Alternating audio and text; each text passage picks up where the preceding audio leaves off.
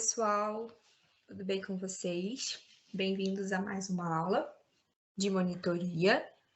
Aqui quem fala com vocês é a Thalita e hoje nós vamos dar continuidade ao conteúdo que foi disponibilizado no último vídeo, no qual a gente falava, né, a respeito das pneumopatias. Então hoje nós vamos continuar, né, o conteúdo da disciplina, né, da monitoria em questão, abordando um pouquinho mais sobre pneumopatia. Eu vou compartilhar aqui com vocês a minha tela.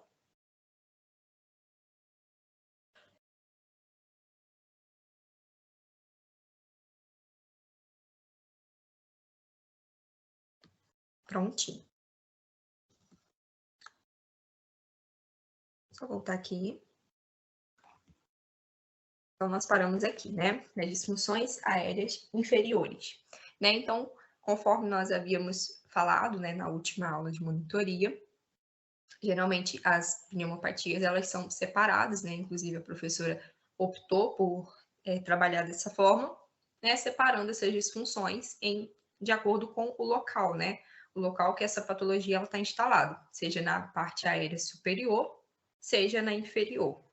Então, né, nessa segunda aula, nessa segunda monitoria, a gente vai falar um pouquinho sobre essas disfunções na parte inferior, tá? Nas áreas inferiores. Então, como exemplo, né, são patologias muito comuns, que é a tuberculose, a pneumonia, a asma, bronquite e o efizema, tá? Bom, em relação à tuberculose, ela é uma doença infecciosa, né, que afeta basicamente o parênquima pulmonar, mas pode ser transmitida para as meninges, né, que fica localizada na área próxima ao cérebro, né, inclusive é um risco elevado caso aconteça essa transferência, né, essa transmissão para esse local. Pode também, né, transmitir para os rins, para os ossos e para os linfonodos, ou seja, fora do parênquima pulmonar, é considerada, né, uma área extrapulmonar, né, evidentemente. Então, né, consiste em um grande risco, né, então fica claro que existe a possibilidade, né, dessa transmissão.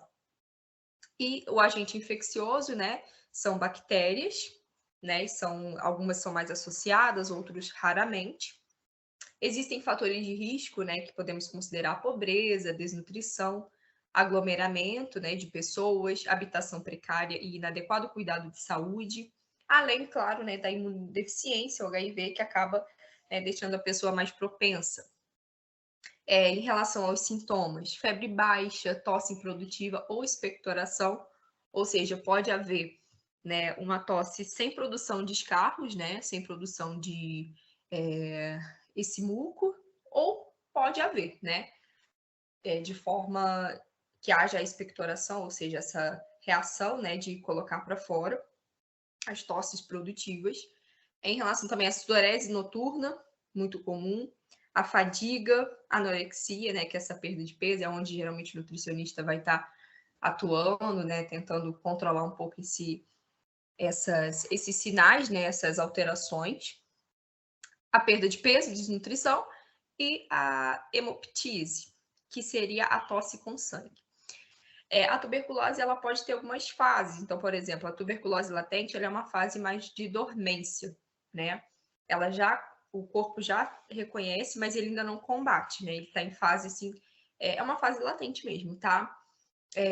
Dormente. A bactéria está ali presente, mas não há a resposta ainda, né? Ainda não está instalado, digamos assim. A tuberculose cavitária é aquela que já aparece, como o próprio nome já pressupõe, cavidades, né? Vai abrindo cavidade no tecido pulmonar. Então, a imagem ali, ela até demonstra, né, para a gente dar uma visibilidade, né, dessa situação.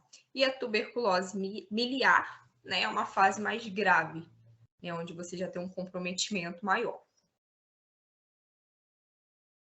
Bom, aí em relação à pneumonia. A pneumonia, né, ela consiste numa inflamação do parênquima pulmonar causada por agentes infecciosos. E aí, dependendo da forma como ela foi adquirida, né, no local, ela recebe um nome. Então, existe a pneumonia adquirida na comunidade, Geralmente ela é diagnosticada até as primeiras 48 horas de hospitalização. Tem a pneumonia adquirida no hospital, né? Diagnosticada 48 horas após, 48 horas da admissão, e sem evidência de infecção no momento da internação. Então, a pessoa é hospitalizada e essa pneumonia ela é diagnosticada 2 dias depois, né? 24 horas após esses 2 dias de admissão, né? Então, considera-se que foi adquirida no âmbito hospitalar. Além disso, existe também a pneumonia por aspiração, que é aquela que pode ser ocasionada por uma aspiração de conteúdo gástrico, conteúdo químico, exógeno ou gases irritantes. O pulmão, né, como a gente falava na aula anterior, ele é um órgão de extrema importância, então qualquer anormalidade, né, qualquer substância, por mínimo que seja, qualquer partícula que entre em contato com o tecido pulmonar, ele leva, né, a um estresse. Né? O pulmão ele não pode estar recebendo substâncias, então acaba gerando um quadro, uma patologia, uma pneumopatia. E o caso da pneumonia por aspiração é um exemplo clássico disso. Então aqui a gente tem ao lado aqui também os alvéolos. No caso da pneumonia, olha como é que tem uma alteração, tá vendo? A formação, a presença de muco, né? O quadro inflamatório fica bem evidente. A asma.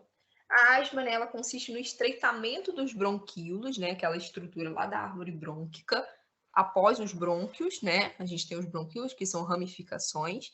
Então, o que é o estreitamento? Você tem o lúmen do bronquíolo, né, normal, ali onde há passagem de ar, e ao estreitamento, ou seja, aquele lúmen, aquela cavidade pulmonar, né, aquele tubo, ele acaba diminuindo o seu calibre. Então, a passagem de ar, ela fica comprometida, né, ocorre uma defasagem nessa função, o que dificulta a passagem do ar, provocando contrações ou broncoespasmos.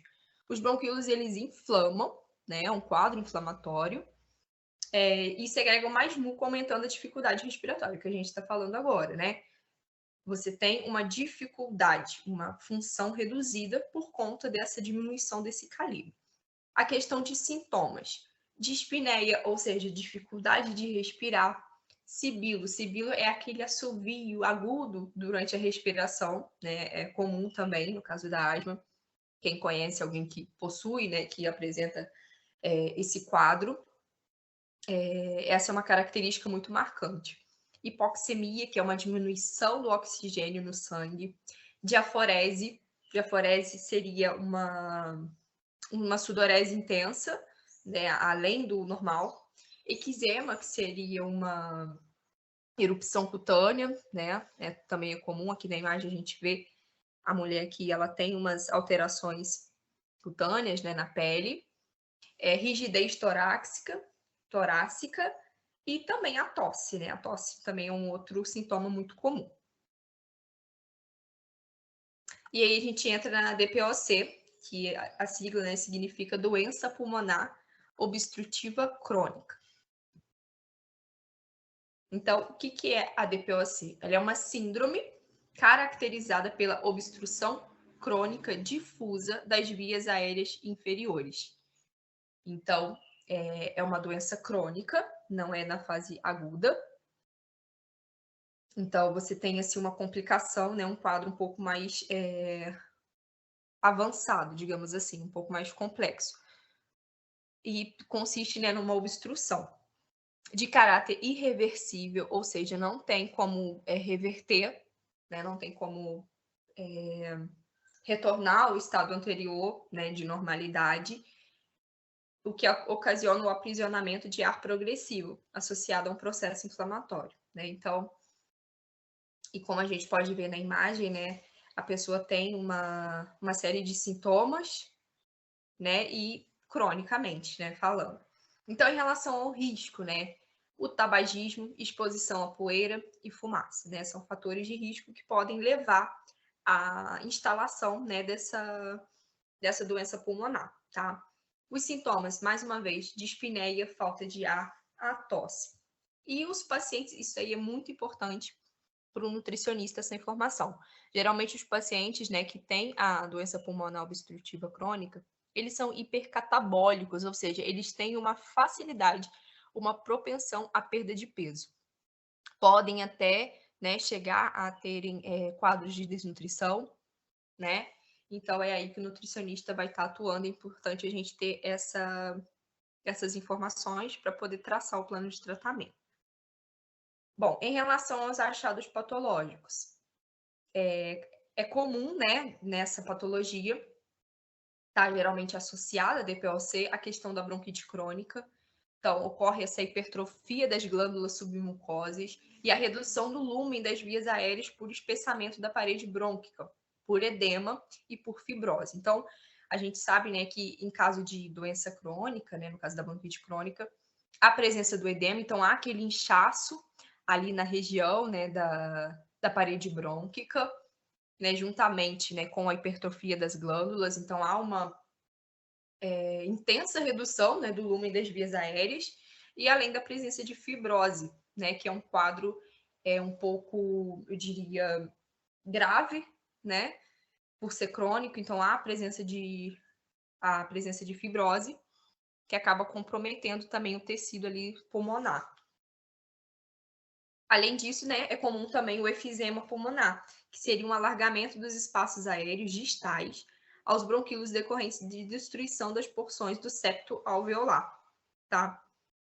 E aí a gente tem aqui a imagem que aponta, tá vendo? No caso da bronquite crônica, um brônquio normal, com um lumen, né, preservado, e aqui a gente tem um quadro inflamatório com excesso de muco, ou seja, né, esse lumen ele fica com uma capacidade, né, um espaço muito menor, muito reduzido, o que acaba, né, dificultando a sua funcionalidade, né, que seria a passagem de ar. No caso do efizema, que a gente tem os alvéolos, né, na sua conformação saudável, e aqui observe, né, que as membranas elas são destruídas, né, não há os septos alveolares, né, é uma em relação em razão, né, desse alargamento desses espaços aéreos, tá bom?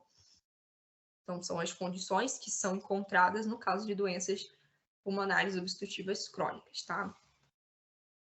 Aqui a gente tem uma imagem, né, que fala um pouquinho mais sobre a asma e a bronquite, que são muito encontradas, né, são sintomas, são achados patológicos muito comuns na doença pulmonar. Então, né, ao exame, né, é possível a gente constatar a presença de chiado, então, né, no momento lá da ausculta pulmonar, a gente consegue, né, o médico consegue perceber, notar a presença desse chiado. A questão da dispneia, o paciente, né, relata bastante falta de ar, cansaço, né, porque acaba que isso daqui seria um sintoma consequente, porque se o processo, né, a função pulmonar, ela está reduzida, a passagem de ar, ela está comprometida, pouco oxigênio, né, como a gente já havia falado agora há pouco, a questão da hipoxemia, então o oxigênio ele fica reduzido no tecido sanguíneo, o que ocasiona a fadiga, né, um sintoma consequente. Aperto no peito, até em razão do débito cardíaco, que fica aumentado, em razão, né, dessa sobrecarga, em razão da função do pulmão defasada, a tosse seca, pigarro, falta de ar e sibilo, né, que é aquele chiado, aquele som agudo durante a respiração. Além de irritação da garganta, que pode também vir a ser um sintoma, e tosse com secreção, tá? Então, a tosse ela pode tanto ser seca, né, quanto com secreção. O diagnóstico, né, existe um exame chamado espirometria, ou prova de função pulmonar, o médico que solicita, né, para poder traçar, né, e chegar ao diagnóstico. A radiografia de tórax, né, ou tomografia computadorizada, são métodos complementares, né, que ajudam na detecção, né, da DPOC, e além da gasometria, né, que vai avaliar o nível de saturação, ou seja, quanto de oxigênio que está circulante, né? Então, existem valores de referência, o ideal é que seja acima de 90%, né? Até mais, né? 98% seria o normal, tá? Então, se você, ao exame, né, a gasometria, você tiver uma taxa de saturação de oxigênio abaixo, você já começa a, junto, né, com outros métodos complementares, né, além de outros exames, o médico chega nessa conclusão de que o paciente pode estar com uma doença pulmonar, né, de cunho pulmonar. Então, o tratamento, né, tem as beta-agonistas, né, anticolinérgicos, corticoides, antibióticos, né? Então, geralmente, para tentar amenizar essa inflamação que ocorre, tá? Então, pessoal, por hoje a gente fica por aqui, tá? No próximo vídeo a gente fala um pouquinho mais, dá continuidade na aula, tá bom? Muito obrigada pela presença, né? Para quem está aqui acompanhando as nossas monitorias. Um beijo e até a próxima.